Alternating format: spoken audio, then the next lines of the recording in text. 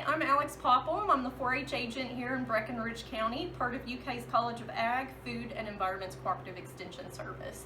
And today we are going to be completing an abstract acrylic art piece that is eligible for our 4-H festival and state fair. So a quick shout out to all of our art clubs, including our new advanced art club members. So I hope you guys will try this particular project out and post photos below in the comments section on our Facebook page. So we'll go ahead and get started. All we're gonna need for this project is a canvas, lots of dry clean sponge brushes, and a variety of acrylic paints. I've gone ahead for the sake of time and covered an entire canvas in a beautiful dark gray acrylic. I just mixed about 1 part gray to 2 parts white and ended up with this really deep, beautiful charcoal color. And I've spread that over the entire canvas and allowed that to dry. Once it's dry, I just used some cardstock paper and I traced a clover on the paper and cut it out to create my own 4-H clover stencil. And you'll just place that in the center of your canvas.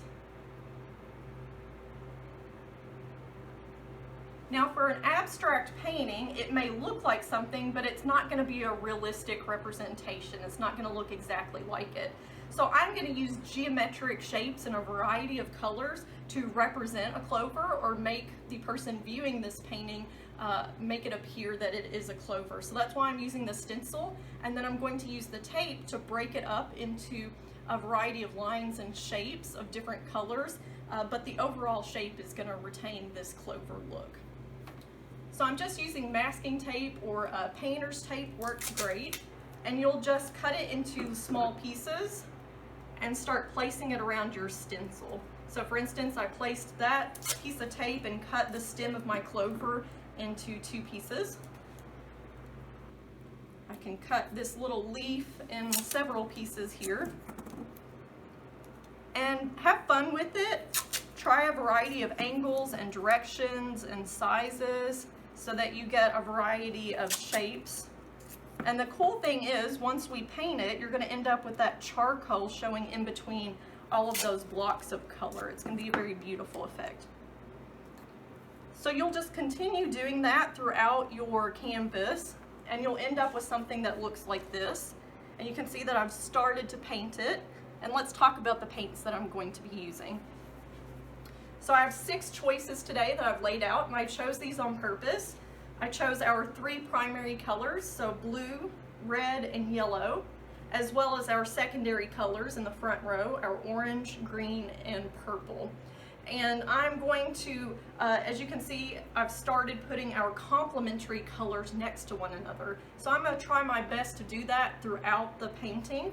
So I'm going to try to keep our purples and yellows close to one another as in adjacent geometric shapes as I can. Same thing with our oranges and blues, trying to keep those close together, and so on.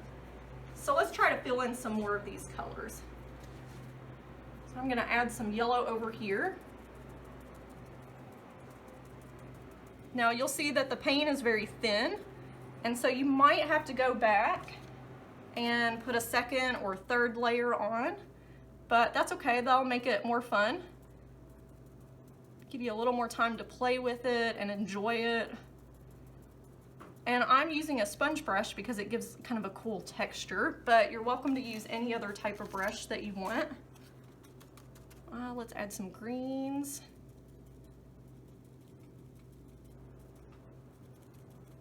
We'll put lots of green, fits the clover motif.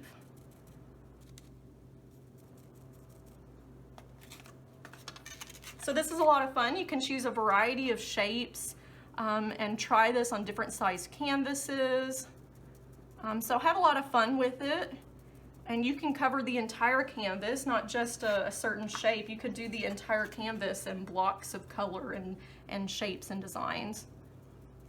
One of our advanced art club leaders, she completed this project last year, and her abstract design actually looked like a strawberry. It was really cool.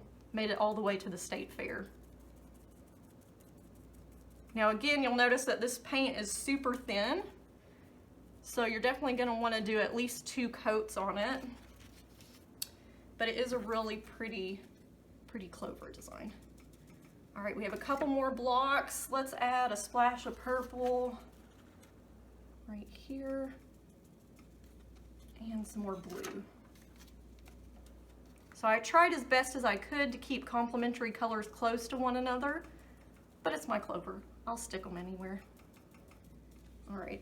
So once you have filled in all of your geometric prints, of course you would want to do a second or third layer, let it dry completely before you pull off your stencil, but I'm impatient. I just want to check it out and see what it looks like so far.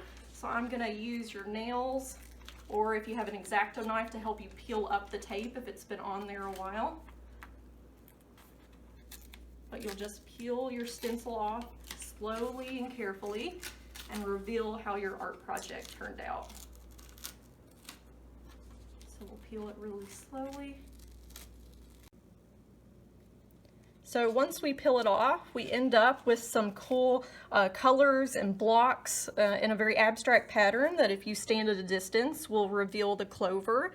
Now you can try this with different size tapes so that you get bigger blocks of color, but experiment with it, find out what you like and what looks really cool on the canvas. And again, post your photos of your project below. So have a great time, get messy with your acrylic paints, and try to include those complementary colors. See you next time.